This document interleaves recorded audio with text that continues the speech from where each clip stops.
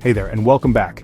Today, I'm diving deep into Chapter 4 of Drugs in Perspective by Richard Fields, Ph.D. This chapter is all about substance abuse, dependence, addiction, and how these challenges tragically intersect with suicidality. If you work in mental health, you know just how complex and high stakes these issues can be. So let's break it down together. First, let's talk definitions.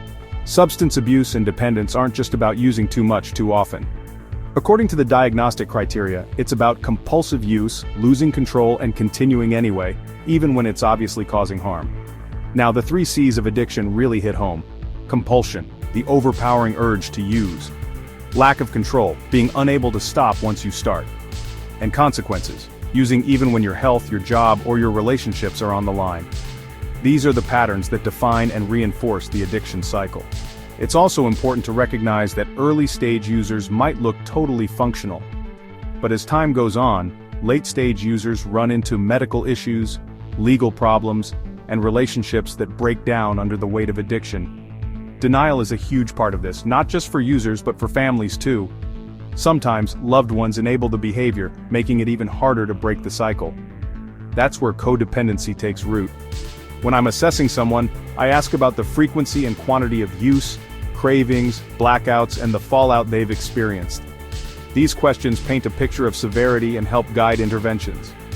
We can't ignore the consequences. Substance use takes a toll on the brain, body, career, and social life. Dependence can mean financial disaster and painful isolation. Adolescents are especially at risk here. Peer pressure, impulsivity, trauma, and the challenges of identity formation all make teens more vulnerable. Now, the link to suicide is heartbreaking. Alcohol and drugs lower inhibitions and deepen depression, making suicide more likely. Many who die by suicide have substances in their system. That's why early, compassionate intervention is so critical.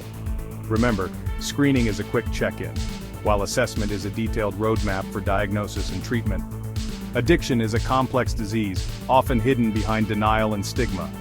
Suicide is one of its most tragic consequences, and as mental health professionals, we need to stay vigilant, informed, and compassionate. If you found this helpful, please like and subscribe to support this journey. I'm Brandon Harmison, and together we can make a difference for those who need it most.